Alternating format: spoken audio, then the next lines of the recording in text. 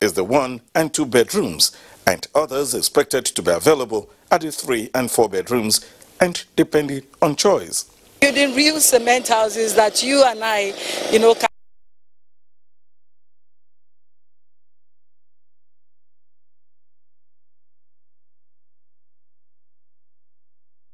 30,000 mechanics, the meat seller, the young professionals, the young graduates, people that are just coming out of the university, that cannot, find their foot, in the society today. With houses like this, they have a chance. For transparency and accessibility, a website where interested people can apply was presented to the public. I think if we persist on this journey, if we sustain this momentum, within this generation, we will have been able to address that first human need of having a safe place over a safe roof over their head at night. With over 60,000 online applications already captured, and as some say, this signals the beginning of the success of the scheme. With this project coming in, we are very sure of the employment generation is massive, and we will definitely arrest some of the unforeseen circumstances that surrounding the security of this country by providing this. It will also increase the macroeconomic factors and the GDP of Nigerian economy. As Vice President Yemi Osinbajo say, the COVID-19 presents both a challenge and an opportunity, and that the government is strongly committed to the development of the country's infrastructure through public-private partnership arrangements. In Abuja, Jide Onifade, NTA News. The Federation Accounts Allocation Committee, FAC, has shared a total of 601.110 billion as revenue occurred in November 2020 to the federal, states and local government councils and agencies. This was announced after the FAC meeting in Abuja, chaired by Permanent Secretary, Federal Ministry of Finance, Aliu Ahmed. He said companies' income tax recorded a sharp drop in the months, while other taxes declined substantially, but the overall performance is still higher than earlier projected as government continues to reposition for growth. And the commissioners have agreed is that at least in order to be able to help the state to be able to cope with the pressures they are also facing, that the distribution should not be less than 650. But unfortunately, in the last couple of months, you saw that we have gone slightly below that 650, but I think by all accounts, we will say that we've done well. The balance in the excess crude account as at 16th December 2020 stands at $72.411 million. And now we'll take you to Katsina. Despite the closure of schools in Katsina State following the abduction of some students of Government Science Secondary School, Kankara, some parents of the missing students troop to the school premises daily in anticipation of reuniting with their children. On this report, correspondent Shehu Adamu takes a look at the present situation at the school as security operatives intensify efforts to rescue the missing students. This is Government Science Secondary School Kankara, where armed bandits attacked and abducted some students. The present situation within the school premises differs with that of other schools closed formally for students' vacation, as some parents of the missing students were seen in clusters waiting patiently. So right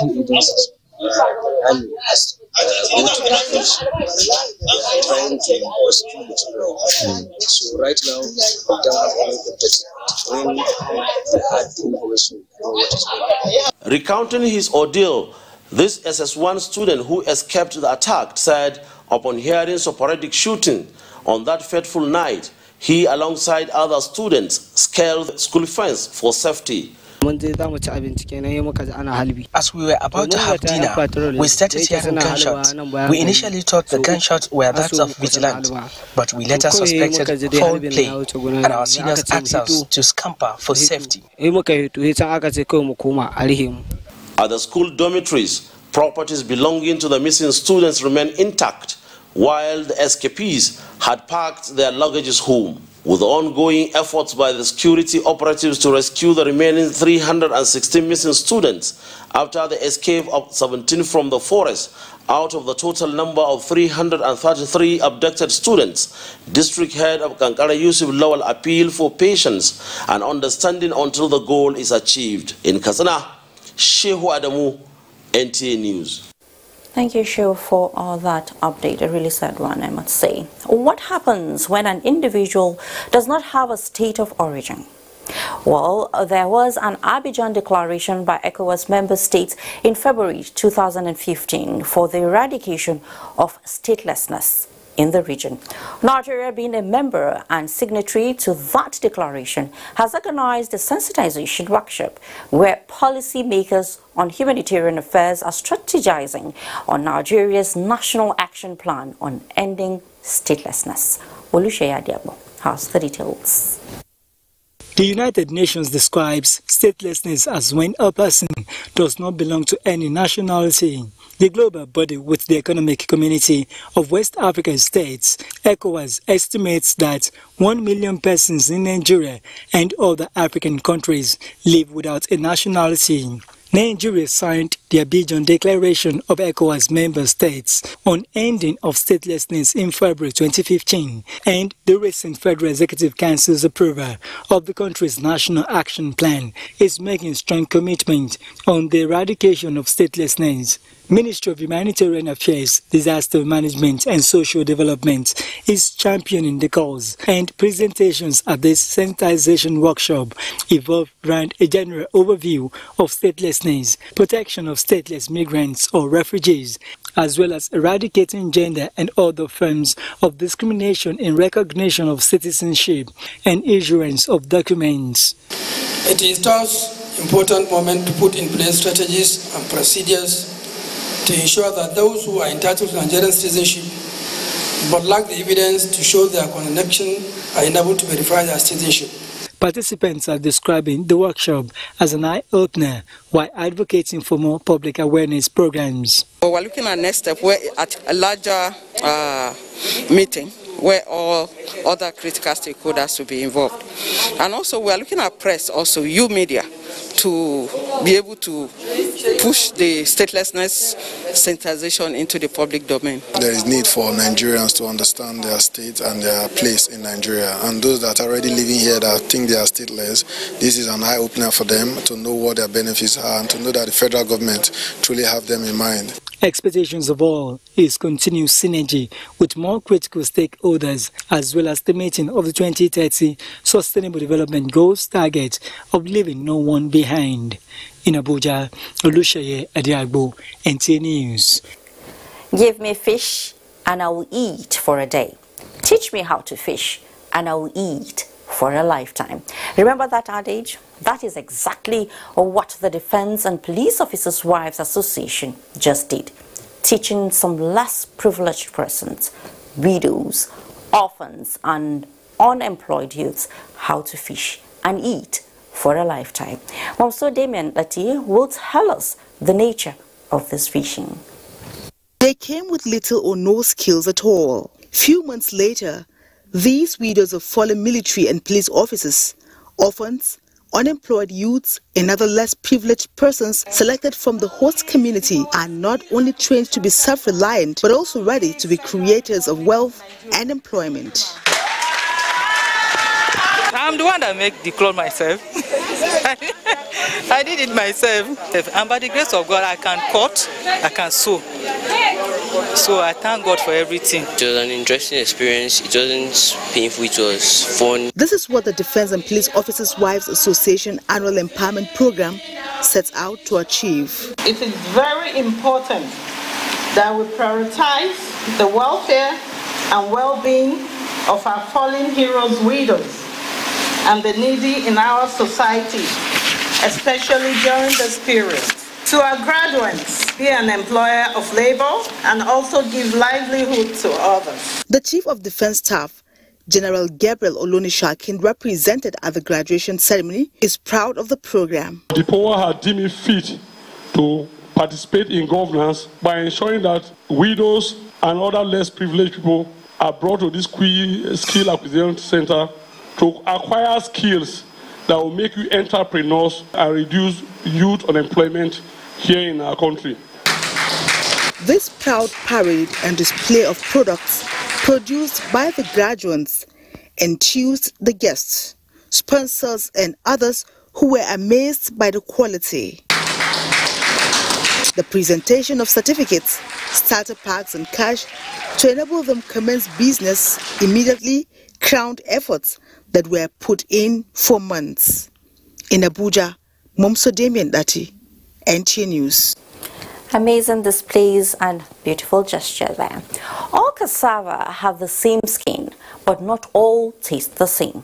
It's an African proverb.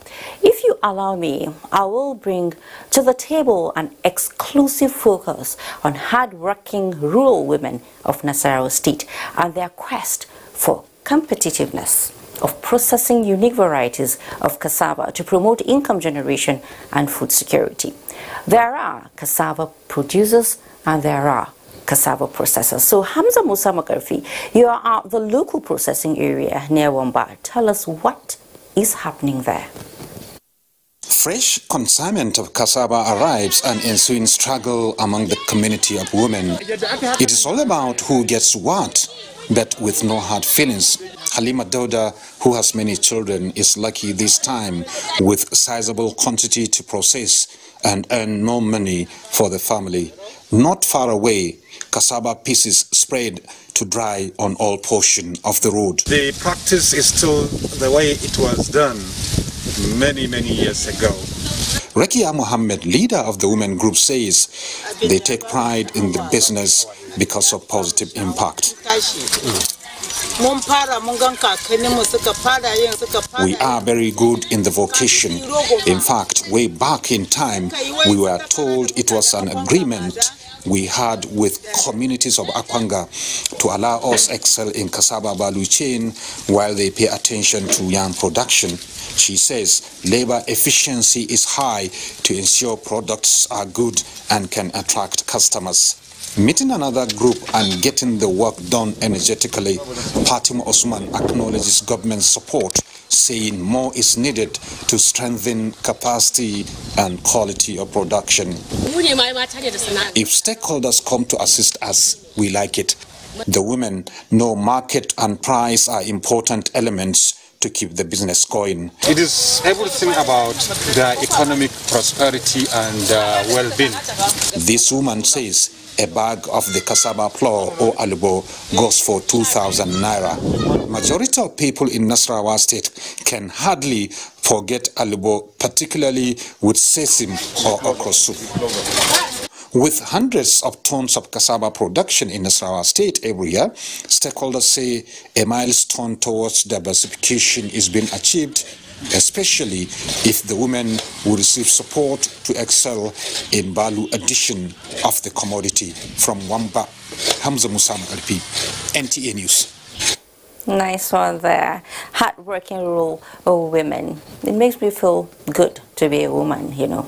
Gidado Hamman of blessed memory was a one-time vibrant national president of the National Union of Road Transport Workers. He had the statement for every road safety campaign or event. He will say, and I quote, "The moment you start your vehicle to drive out, your grave is open. Nation safely." End of quote. Well, this is the time of the year people travel most. The good news is the annual statistics of carnage on Nigerian roads is engaging stakeholders' action in the enforcement of regulatory control of traffic rules to mitigate rising number of deaths during the Yuletide and beyond. Abakar Usman Akwanga reports that guests on NTA's Tuesday Live program insists on sustaining measures towards achieving free accident decade by 2030. The Nigerian road has remained the busiest transportation route during every last quarter of the year, with increasing number of auto crashes and fatalities. Average of 150 vehicles, per minute. That has reduced to maybe 10 vehicles per minute because of the restrictions. But those 10 vehicles are still getting involved in accidents. So we are now looking at the level of crashes where we had just an average of 10 vehicles per minute. So when you look at it from that angle, I tell you the crashes were still relatively high. If the driver is not behaving so well, it's the commuter's right to actually come up and say, look, stop overspeeding with me. It's my right. Why are you overspeeding? This road is supposed to be at this limit, and why are you overspeeding? So, meaning that the commuters too should be watchdog of the drivers and their activities. This is why stakeholders are appealing for stronger collaboration with key players in the transportation sector to turn the tide. If they find any driver is overspeeding, they can call his attention, because we pray for them to arrive safely, to arrive alive. So they should call on that driver that you should stop speeding. People must travel. They'll have one good reason or the other to travel. Even bad people travel. Bad people, because they might be criminals. They may have to travel and move from one point to the other for their nefarious activities. So we can't say that people cannot travel. Regular maintenance of work, enlightenment campaigns and self-discipline on road are described as strategic tools in containing incidences of auto crashes across the country. In Abuja, Abubakar Usman Akwanga, NTA News. We'll head to Lagos now. Despite travel restrictions for most part of the year owing to COVID-19, road traffic accidents remain a source of concern in Lagos as cases of tanker crashes have increased. Dr. Ogunyemi in this report highlights efforts of government and other stakeholders in addressing the situation.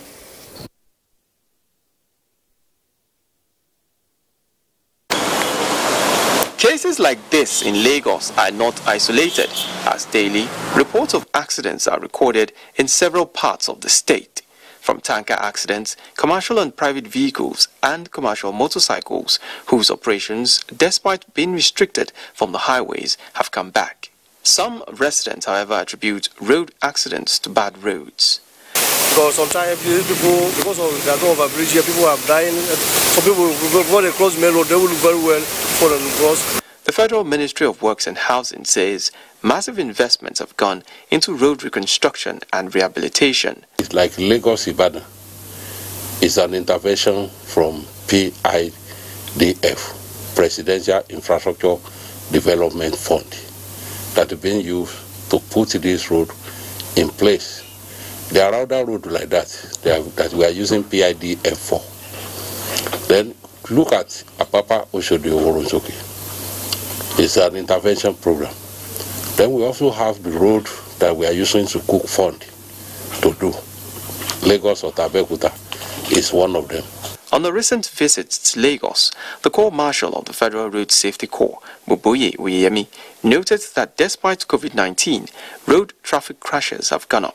The fatality is a bit high, so we cannot just fold our hands. We must improve on the advocacy, we must improve on the education, and those are the things I've directed. But within the next 2 weeks, we provide at least minimal resources for us to be fully back and carry out our responsibilities. Lagos, according to the Federal Road Safety Corps, accounts for 40% of vehicular density in the country. And as the Yuletide approaches, the FRSE says more personnel will be deployed as it has embarked on massive driver enlightenment. In Lagos, Dotun Ogunyemi, NTA News. From Lagos now, we'll take you to Port Harcourt. The interim administrator, Niger Delta Development Commission NDDC, Efyong Akwa, says the commission is poised at redeeming its image and fostering more collaboration with state governments in the Niger Delta region. He said this at the opening ceremony of the 4th meeting of the National Council on Niger Delta in Port Harcourt. Osinachi Abraham reports. The 4th edition of the National Council on Niger Delta brought together stakeholders to brainstorm on achieving sustainable development for the region.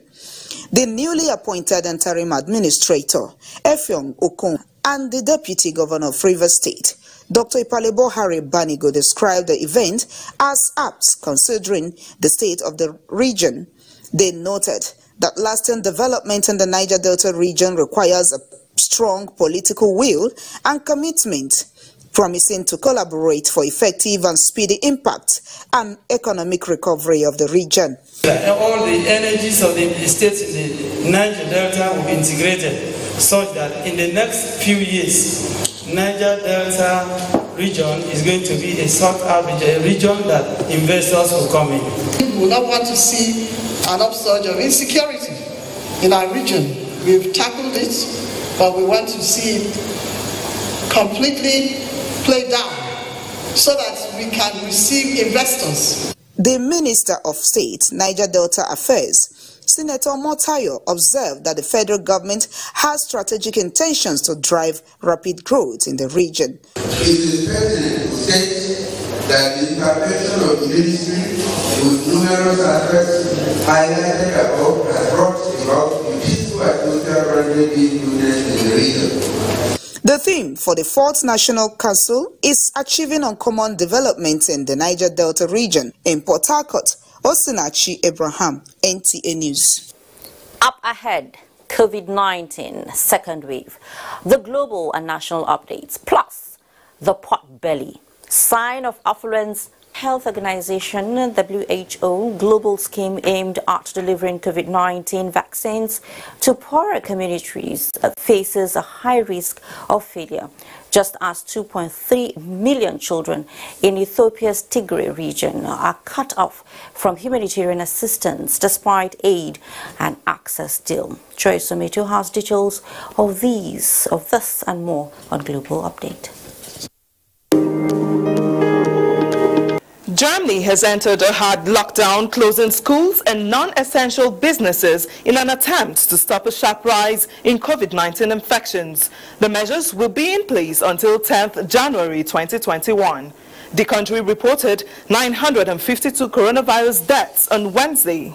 Meanwhile, WHO has urged Europeans to wear masks during family gatherings at Christmas. It said Europe was at a high risk of a new wave of coronavirus infections in the early part of 2021 as transmission remained high. And a World Health Organization research mission to China is expected to arrive in Wuhan next month to investigate how the novel coronavirus was transmitted from animals to humans and whether it emerged earlier or in a different place than originally thought. In the meantime, the global scheme to deliver vaccines to poorer countries faces a very high risk of failure, leaving potentially billions of people with no access to vaccines until 2024. The scheme's promoters say the program is struggling from lack of funds, supply risks and complex contractual arrangements, which could make it impossible to achieve its goals. Talking statistics, Worldometer dashboard reveals that total cases have exceeded 74 million, with more than 1.6 million fatalities. Nigeria reported 758 new cases on Tuesday, as total infection figures now stand at 74,132. Now to other stories. A narrow path has opened up for the UK and EU to strike a post-Brexit trade deal. The president of the European Commission, Ursula von der Leyen, said the next few days will be decisive, with negotiators working day and night to reach an agreement. In Africa, the United Nations has warned that about 2.3 million children in Ethiopia's northern Tigray region are cut off from humanitarian assistance as violence continues. Despite deals with the Ethiopian government, humanitarian agencies say they are being denied access to Tigray. And that's a global update. I am Joyce Ometu. A couple of months ago, Ocean State government closed down one of its 3 isolation centers as a result of the significant drop in the number of confirmed cases of COVID-19. With the second wave now of the virus blowing across the world, the state government is tightening its belt, even though there is no surge yet in the state. You know, as they say, if you fail to plan, you're planning to fail. Femi Afariogun in this report takes a look at what government is doing to forestall a resurgence. In the wake of the coronavirus in Osun State in March this year, the state was subjected to a series of lockdowns and other forms of restrictions to prevent community spread of the virus, and isolation centers increased to 3. So far, the state has a total of 960 confirmed cases, with 21 deaths, while 8 cases are still active. Consequently, the state government closed down one of the isolation centers due to the near-zero record of new cases, which has remained consistent in the last couple of weeks. Benedict Alabi is the state deputy governor and the chairman of Osun State Technical Committee on COVID-19. We are also rejingling our health facility to ensure that the personnel required, the facilities are kept on tip-top, so that if in case of any increase in number in the state, be able to cope it. With the Christmas festivities around the corner, the euphoria that trails the near-zero confirmed cases of the past weeks may be short-lived, as compliance with COVID-19 protocols has generally dropped, except in shopping malls and hotels. Despite the second wave of coronavirus rocking the world, and infected persons in Nigeria increasing daily. Here in Igbono, a popular market in Osogbo, the Osun State capital, people are now observing the guidelines of the use of nose mask at all. I believe the government should step up in the issue of information and enforcing this face mask usage. The society should follow what government, the instruction the government gives. Don't take any risk. COVID is still within our community, and we must keep on observing the protocol of COVID-19, which is that we have to ensure that we don't use our face mask, we avoid social gathering. Beyond government efforts, residents are advised to take necessary sacrifices now by adhering to the stipulated guidelines or face another lockdown. In Osogbo, Femi Afariogun, NTA News. The coronavirus pandemic has brought fears and uncertainties leading to various degrees of mental issues. Amidst the second wave of COVID-19, the Nigerian Institute of Medical Research, NIMR, has taken a step towards creating awareness and proper management of mental health, especially in workplaces. Hinkino John Adams reports. Statistics by the World Health Organization reveals that in 2001, the total global burden of diseases resulting from mental health conditions was 12.3%. The figure is expected to rise to 15% by 2020. With this projection, 2020 came with a global threat: COVID-19 pandemic. The pandemic brought with it a multidimensional effect on global mental health, which include fear, uncertainties, lockdown, and economic downturn. With Nigeria currently witnessing a second wave, there is the need to re-strategize on reducing the rising cases of mental health problems associated with the virus. If somebody has COVID-19, don't think that is the end of the road. So the fear and whatever should not be so much. Because one thing that people, there's what we call the worried well.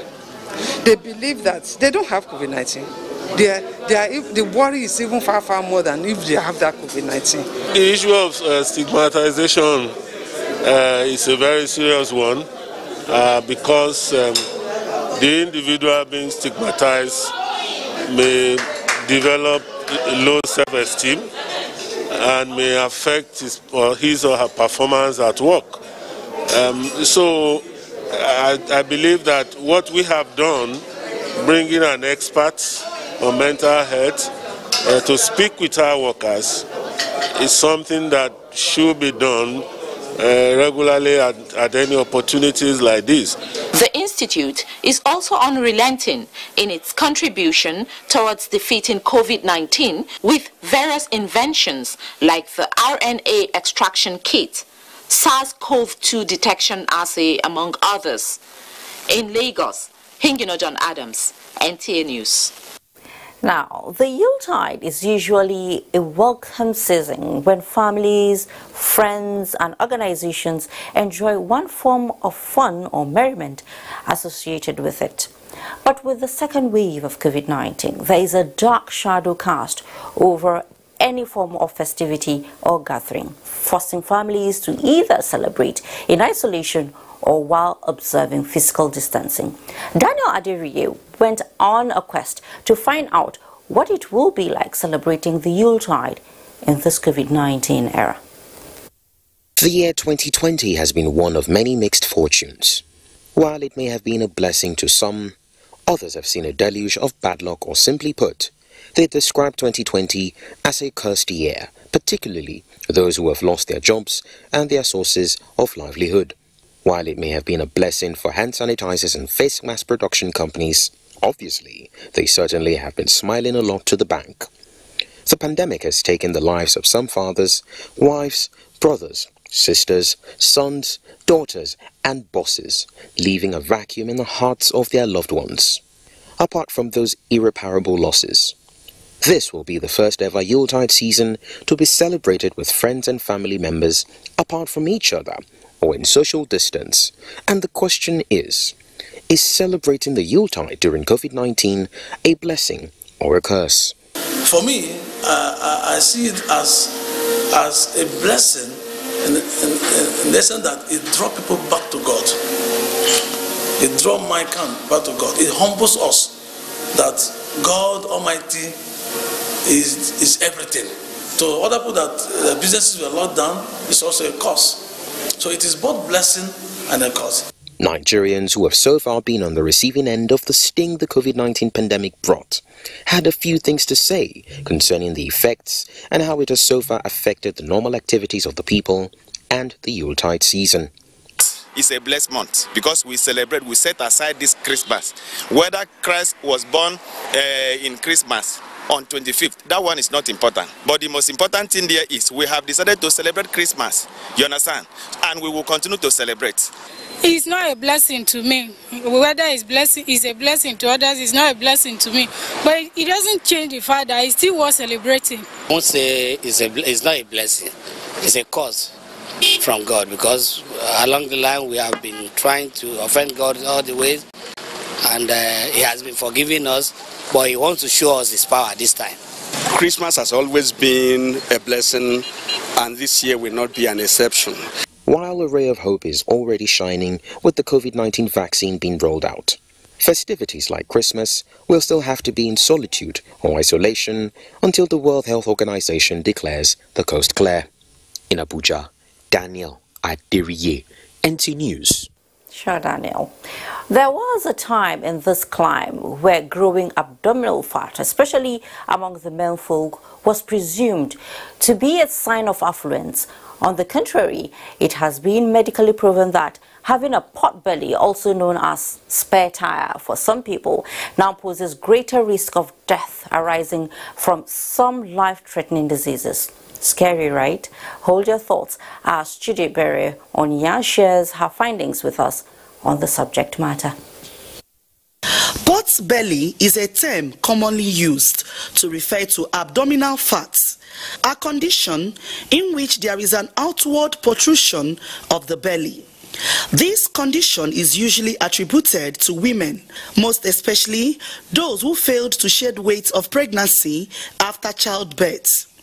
Interestingly, its prevalence in men is said to be on the rise. Some of them, you see them in the bar, takes 1, 2, 3, 4, 5 bottles of beer. At times they use beer as a competition. They take beer, you think they are enjoying themselves, but they don't know that beer contains a lot of gas, and then before you know, their tummy is big. And anybody who have a very big tummy, breathing is always hard. When I was little, I heard when you do take a lot of drinks, you have pot belly. Some people have pot belly due to their nature. Trunk obesity, beer belly, or spare tire, as some people call it, apart from its ball-like round shape, has been proven to be associated with some medical problems that could be fatal if not properly managed. The largeness of the tummy, which we call pot belly, has a lot of etiology, like liver diseases, kidney diseases. It can be obesity, that is over-fatness. So it is not necessarily a sign of wealth. How does the women folk see men with pot belly? I think they really need to do something. It's embarrassing and it's unhealthy. Is it possible for one to shed belly fat? They have to undergo what we call dietary restriction.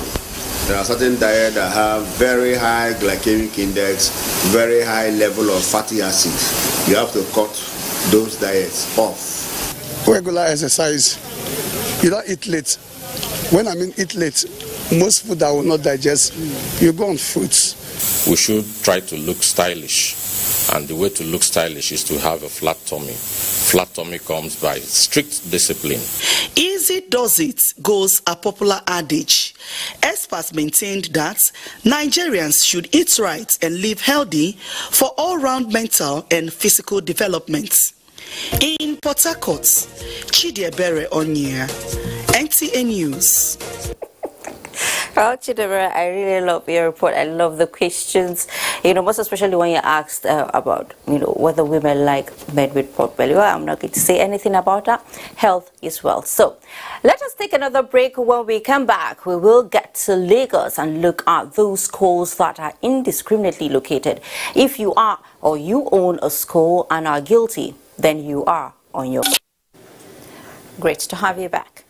A major victory has been recorded in the fight against crime and criminality in Nigeria as operatives of the Nigerian Customs Service Federal Operations Unit Zone B Command Kaduna intercepts more than 70 rifles and live ammunition being smuggled into the country through Zamare waterside in Yauri local government area of Kebbi State. Mohammed Umar Ajingi reports that 3 suspects arrested in connection with the items say they were on their way to Kaduna and Zamfara states. Intelligence aided the custom personnel in intercepting these arms carefully concealed in sacks and smuggled into the country. The controller, Nigeria Customs Service Federal Operations Unit Zone B Command, Bashir Hamisu, says the 3 suspects were arrested conveying the weapons to Zamfara and Kaduna states. They came with a pretense that what they have is locally produced rice. If this thing escapes custom, I'm sure only God knows where the effect will land. We will increase our power of observation to ensure this type of thing or similar to it does not escape custom. Aside the firearms, the command has impounded several contraband items ranging from rice to vehicle in its custody, seized from desperate smugglers. In Kaduna, I am Muhammad Marajingi, NTA News. The Civil Rights Advocate of Nigeria has described as baseless and unfounded reports of alleged human rights abuses by the military during the NSAS protest, describing it as a calculated attempt to tarnish the reputation of the army before the International Criminal Court. Francis Fong reports. Much have been said about the NSAS protests, and it seems more will be said in the future. The latest is the civil society organization which reacted to the alleged abuses of human rights by the Nigerian military. The only unifying force we have in this country is the security apparatus. Particularly the Nigerian army, they have over the years stand firm with constituted authorities to safeguard the nation called Nigeria. We cannot afford to throw that to the winds. No international conspiracy, no international sabotage will succeed in this country if all of us can work together. In a similar vein, the Northern Patriots has condemned attempts by some groups to undermine national security and appealed for urgent security investigation. The Northern Patriots are convinced beyond a reasonable doubt that this armed violence, it is motivated by the self-quest for economic accumulation in destabilizing the calmness in the northern states. The group says it will continue to support security agencies for peace, growth and development of the country. In Abuja, Francis Fong, NTA News. The proliferation and indiscriminate location of non-government approved private primary and secondary schools without required facilities has been identified as one of the major reasons for the decline in the quality of education in Lagos. Nasa Ursula in this report takes a look at the menace as well as government's response. The proliferation of unwholesome private primary and secondary schools without fulfilling the basic requirements for establishing private schools to ensure quality education for national development is a common phenomenon in Lagos and the country at large.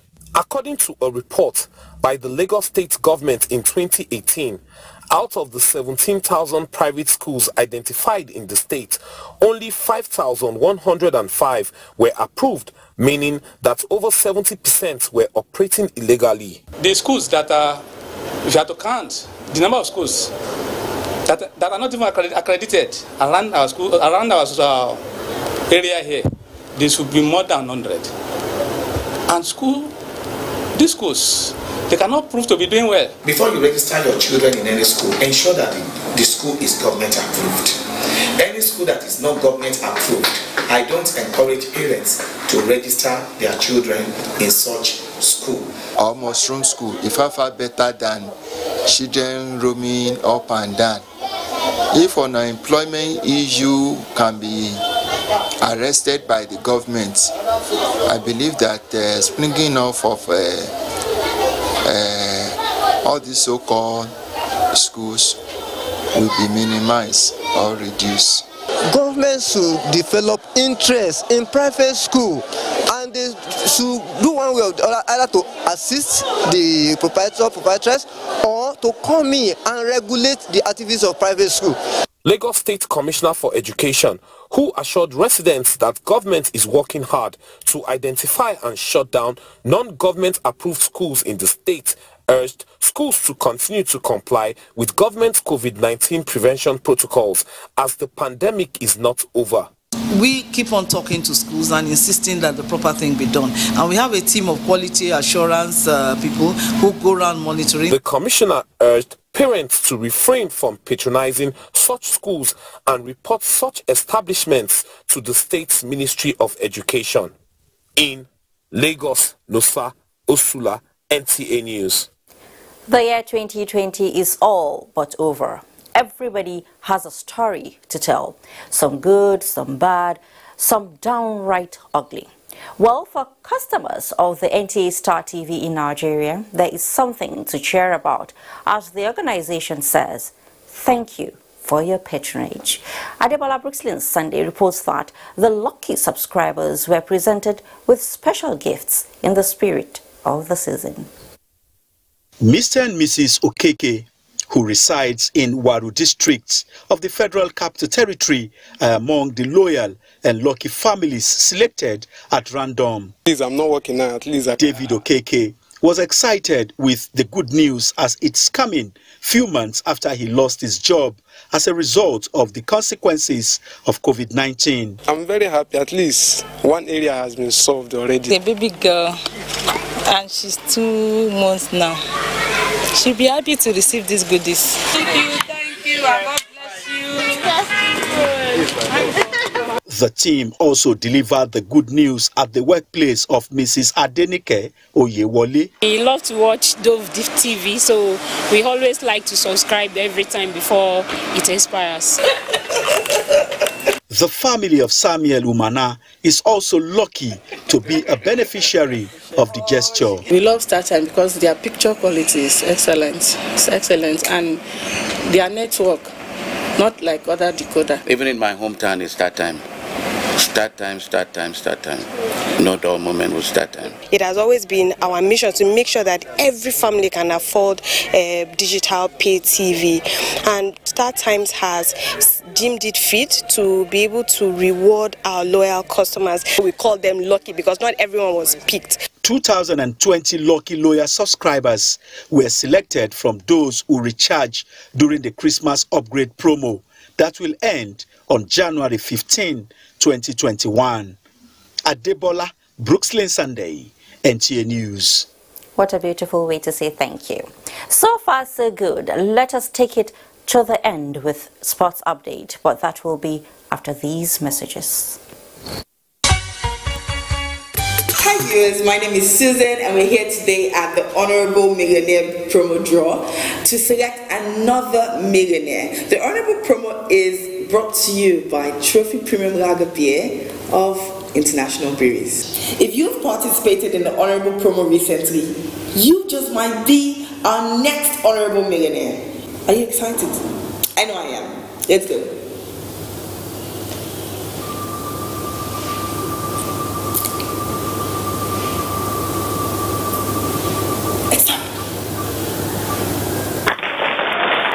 And the winner is 09075.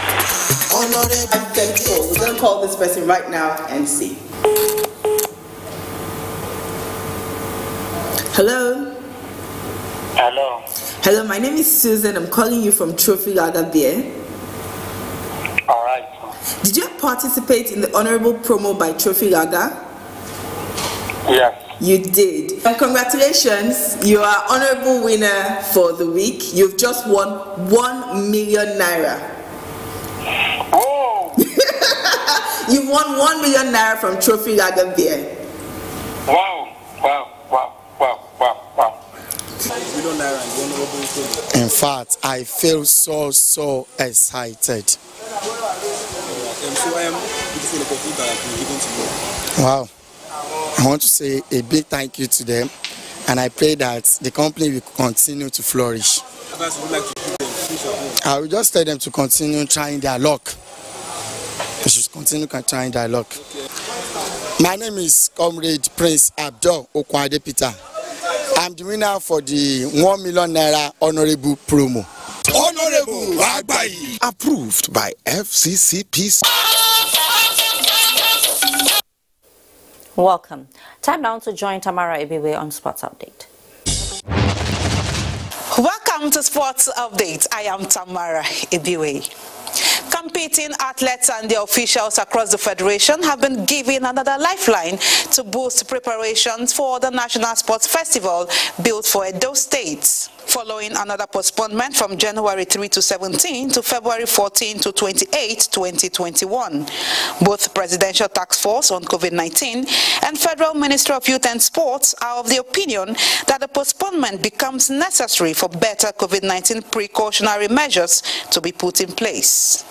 Government has different mechanisms to look at issues. So I'm very sure they have weighed all the options available and have found it very suitable to see that the festival is postponed. Talking combat sports now, as part of its projection for the 2021 calendar, the Nigeria karate coaches will focus more on standard new rules as well as discovery of new talents. This, they believe, will help to replace some of the aging players and set the country on the right path. We need to update ourselves. We need to work on new rules, which comes up a little often now, to see how athletes can give us what we want. In Taekwondo, 2020 African Games bronze medalist Elizabeth Ayana-Cho has reiterated her belief to win a medal in Tokyo Olympics. The 21-year-old said what she needs now is support, because faith alone is not enough to achieve podium finishes. Many thanks for watching Sports Update. I am Tamara Ibiwe. Now a look at the weather prospects for tomorrow, Thursday. A chilly start for Thursday for people living over the north, as more dust is still expected. Visibility are good in a few places over the north, but as we move ahead, we expect some reduction, which should be between the range of 2 to 5 kilometers in dust haze condition. We should gradually be seeing some cloud breaks over the central cities, but it should generally look hazy over this region. Akwa Ibom and parts of Cross River should catch an overnight thunderstorms. The afternoon looks promising for some thunderstorm activities over parts of Lagos, Delta, Cross River, and parts of rivers. Nighttime temperatures are expected to be chilly. Let's take a look. I am Akami Samarda.